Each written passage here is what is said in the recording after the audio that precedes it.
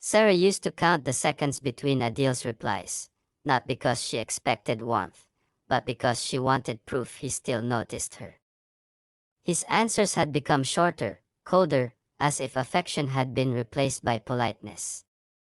Every morning began the same. She set out breakfast, heard his phone buzz before he did, and watched him leave with a distracted nod that used to be a kiss. The house echoed with routine, and routine had turned into distance. She told herself all marriages go through silence, but this silence had grown roots. Evenings were quieter. The television filled the air with voices that didn't belong to them.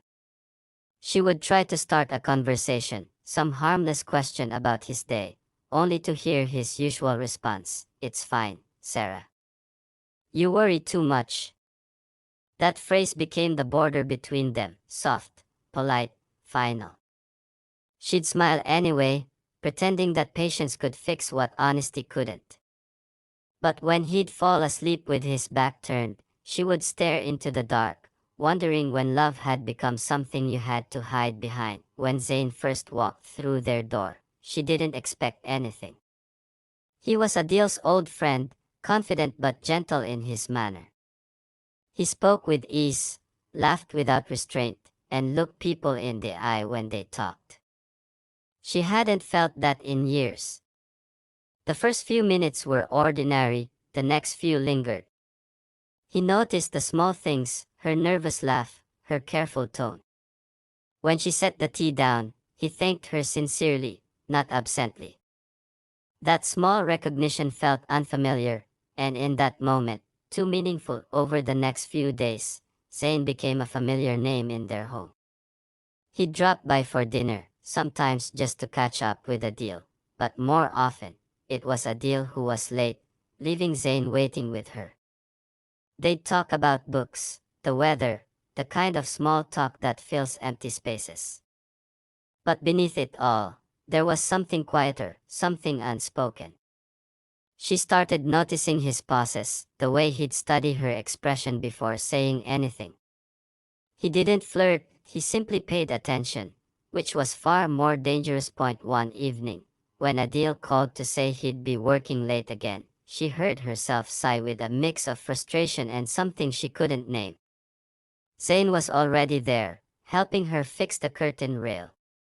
The conversation drifted from ordinary topics to confessions neither planned. She admitted how lonely the house felt, how Adil seemed present but unreachable. Zayn didn't interrupt, he just listened, his silence reassuring instead of dismissive. When she apologized for talking too much, he said softly, "You don't talk too much. You just haven't been heard in a while." That sentence stayed with her long after he left. It replayed in her head as she cleaned the table, as she stood brushing her hair in front of the mirror. She realized how hungry she had become for acknowledgement. Not love, not even attention, just acknowledgement. She lay in bed beside Adil, his phone glowing on his chest, and thought about how strange it was that comfort could come from someone else's words while the person beside you remained a stranger. Days blended together. Zayn texted occasionally, nothing inappropriate, just words that filled the silence she had stopped fighting. "How was your day? Did you finish that book?" Simple, harmless sentences that somehow mattered too much. She'd catch herself smiling at her phone and immediately feel guilty. She wasn't doing anything wrong, she told herself. She just needed someone who noticed she was alive. One night, after another quiet dinner, Adil excused himself to take a call. She could hear him laughing in the other room, a tone she hadn't heard in months. When he returned, she asked lightly who it was. He shrugged, "Just work stuff," without meeting her eyes. She didn't press further. The habit of not asking had become second nature. Later that week, Zayn came by to drop off something Adil had left in his car. They stood by the doorway, the air between them awkward but warm. He noticed her tiredness, the kind that sleep couldn't cure. She wanted to thank him for listening, for noticing, but the word stuck. Instead, he said it first, "Sarah, you deserve to be heard." His voice was low, almost a whisper, yet it echoed louder than anything she had heard in years. When he left, she stayed by the door, the sound of his car fading into the night. She wanted to delete his messages, to erase the possibility of what could come next, but her fingers wouldn't move. It wasn't love she felt, it was a reminder of what being seen used to feel like. And that realization terrified her more than desire ever could. She looked around her home, the framed pictures, the tidy table, the perfection of a life that looked fine from the outside. It was all there, except the feeling that once filled it. As she turned off the lights, her phone buzzed again. A message. One line. "You deserve more, Sarah." She stared at it until the screen dimmed, her reflection faint in the glass, expressionless, uncertain, alive in a way she hadn't been for a long time. And that night, for the first time in years, she didn't cry. She only sat in silence, realizing how dangerously comforting it was to feel noticed, and how easily loneliness could disguise itself as something pure. It wasn't love, not yet. But it was the beginning of everything that shouldn't have happened, and everything she secretly needed to feel human again. The next morning began with the same careful rhythm, yet something in me was shifting. I moved through the house with practiced ease, but my thoughts kept circling back to the quiet space between Arman and me. I wanted to believe the silence would mend itself, that we only needed rest, but the emptiness pressed heavier each day. At work, Zoya handed me a coffee with a knowing smile. She asked if I had been sleeping, and I shrugged, offering a safe half-truth. During lunch she mentioned her brother Omar, who had just started helping with a project in our department. Later, when I met him briefly, he greeted me with warmth that felt effortless. His questions were simple, about my work, my ideas, and yet I felt oddly visible, as though someone had turned on a light I hadn't realized was dim. Over the following week, our paths crossed often. Sometimes Omar sent short messages about tasks, but they grew into little exchanges about books and music. I told myself they were harmless, only words filling an otherwise dull afternoon. Still, I caught myself checking my phone with an eagerness I couldn't explain. Each notification steadied something inside me, a reminder that I could still spark curiosity in another person. Evenings at home became quieter. Arman, tired from meetings, collapsed into the couch while I hovered near, unsure how to breach the calm that felt too brittle to disturb. I wanted to tell him about the small things that had brightened my day, but his focus stayed on the screen or drifting thoughts. I reminded myself that marriage required patience, yet a restless pulse in me kept whispering that I was fading behind his gaze. One night, after Sami fell asleep, I lingered over an unanswered message from Omar. He had asked about a poem I once mentioned, wanting to know why it mattered to me. The question was ordinary, but it carried a gentleness that made me pause. I typed a reply, then erased it, then wrote again, choosing words carefully, aware that a line was close though I couldn't quite name it. The next day, I caught my reflection in a shop window, phone in hand, smiling at a text. For a moment I didn't recognize the expression, lighter, almost shy. The realization unsettled me. I wasn't searching for romance, yet attention had become its own quiet pull, something I didn't want to admit even to myself. That evening, I sat beside Arman at dinner, listening to him describe a colleague's promotion. I nodded at the right places, but my thoughts wandered. I wanted him to ask about me, to notice the small shadows beneath my eyes or the way I hesitated before speaking. He didn't. I felt an ache that wasn't anger, more like an old bruise touched again. Later, in the solitude of our bedroom, I scrolled through Omar's latest message. He had sent a photo of a sunrise from his commute, writing that it reminded him of a conversation we'd had about beginnings. It was innocent, yet the intimacy of sharing something meant only for me stirred conflicting emotions. I set the phone aside, heart unsettled, unsure whether to answer or retreat. Sleep came slowly. I lay there measuring the weight of loyalty, wondering how fragile a marriage could become without a single argument or betrayal. Perhaps it wasn't one grand choice but a series of tiny hesitations, glances, and omissions that shaped distance. I thought of Sammy's laughter, of the home we had built, of the man sleeping a few inches away. I knew I didn't want to lose any of it. Still, I couldn't deny the part of me that craved to feel alive again, to be heard without asking. The next morning, Omar greeted me with casual warmth, and I felt my pulse quicken despite myself. I told him about a book Sammy loved, steering the conversation toward safe ground, yet the undercurrent remained. On the way home, I resolved to draw a clear boundary, to protect what truly mattered. But resolve faltered when I imagined another evening wrapped in the same unspoken distance. That night, as Armand prepared for bed, I studied his face, searching for an opening. I wanted to tell him that I missed us, that I needed more than quiet companionship. The words stayed locked inside, waiting for a courage I hadn't yet found. I switched off the lamp and lay still, listening to his steady breathing while my own thoughts churned. A part of me longed to reach across the gap and anchor myself to him again. Another part hovered at the edge of temptation, unsure how to step back without leaving pieces of myself behind.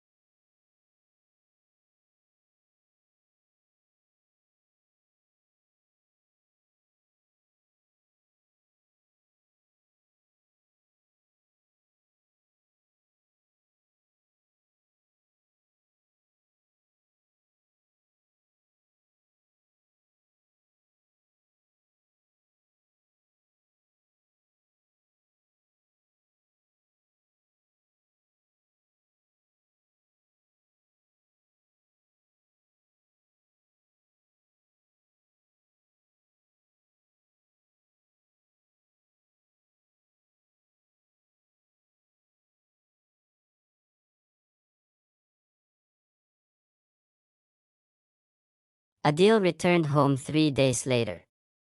His presence no longer filled the space, it simply occupied it. Sarah greeted him out of habit, not emotion. They moved through the same motions, questions asked without meaning, answers offered without honesty. The air between them had changed, it wasn't cold anymore, just heavy with the truth neither dared to name. That night, while he spoke about work, she watched him carefully. Every smile looked rehearsed. Every pause felt like a lie wrapped in normalcy. When he turned away, she said quietly, almost to herself, "We don't even pretend well anymore." He didn't hear her, or maybe he chose not to. The next morning, she decided she was done waiting for the right time to speak. There was never a right time for truth, there was only courage or silence. She found him in the living room, scrolling through his phone, and said his name. Her voice didn't tremble. When he looked up, she said the words that had haunted her since that night, "I wasn't faithful to you, Adil." He froze, the phone still in his hand. No anger, no shock, just a quiet understanding that confirmed he had suspected something all along. For a few seconds, neither spoke. Then he said simply, "I know." The calmness in his voice stunned her. She waited for questions, accusations, anything. Instead, he continued, "Zane told me before he left." The name hit her like a slap. She felt the room tilt, the weight of betrayal multiplying as his words sank in. Zane had confessed. The man who once told her, "It's all right, just go with it," had also told her husband. She couldn't decide which hurt more, the betrayal or the pity. Adil's eyes held no anger, only exhaustion. He had known, and yet he stayed silent, just as he always did. She wanted to ask why, but he answered before she could. "I didn't say anything because I didn't care enough to fight anymore." The simplicity of his words broke something in her. All the guilt she had been carrying suddenly felt meaningless. What she thought was a secret heavy enough to destroy everything was merely another proof of how empty their marriage had become. She realized that their relationship hadn't died because of infidelity, it had died long before. In every moment they chose silence over honesty. He left the room, and she stood there, numb, realizing that this was the end she had been preparing for without knowing it. There was no shouting, no tears, no drama, just quiet acceptance. Later, when she found herself alone, she thought about Zane again. She remembered the way he had looked at her, how he had made her feel alive, and how quickly that feeling turned into shame. But beneath the guilt, there was also clarity. He hadn't ruined her, he had revealed her to herself. That night, she sat by the window, staring into the streetlights. The house behind her felt too clean, too empty. She replayed every decision, every word, every silence. The voice in her head whispered that she had lost everything, but another part of her, calmer, stronger, knew she had only lost illusions. Adil's detachment, Zane's comfort, her own longing for attention, all of it was built on loneliness disguised as love. What she had mistaken for connection was only a mirror reflecting her emptiness. And the following days, they avoided each other completely. Meals were taken in silence, eyes never met, and every room seemed to echo with the memory of who they used to be. She packed her belongings slowly, not as an act of escape, but of release. She didn't leave a note, there was nothing left to explain. When she sipped the final bag, she realized she wasn't running away from Adil or from guilt. She was leaving behind the version of herself who waited to be chosen. Before walking out, she looked at the framed photo on the wall, a wedding picture. Two people smiling, unaware of the years ahead that would teach them how love can wither quietly. She took the frame down, not to take it with her, but to remove the pretense. She left it face down on the table, its silence more honest than the words they had once spoken. Outside, the morning air felt different, almost forgiving. She walked without destination, carrying nothing but the memory of choices she couldn't undo. Every step was a confession, every breath a reminder that truth, no matter how late, still sets something free. She thought about Zane's final message, "We shouldn't talk again." It wasn't cowardice, it was closure. They had both filled a void, and now both had to live with what it cost. By the time she reached the end of the street, her tears had dried. She wasn't broken anymore, just emptied of illusions. For the first time, she didn't feel guilty, she felt aware. She had crossed lines, blurred boundaries, and lived a lie, but she also understood why. People don't betray for pleasure, they do it for the feeling of being seen when they've become invisible. And once that moment passes, all that's left is the quiet realization that no one else can fix the emptiness you refuse to face. As she turned the corner, she whispered under her breath, "It's not all right anymore." It wasn't anger, just truth spoken softly into the wind. Behind her, the house remained still, a monument of everything that could have been. Ahead, there was uncertainty, but also peace. She didn't know where she was going, only that she wouldn't return to the silence that had once defined her.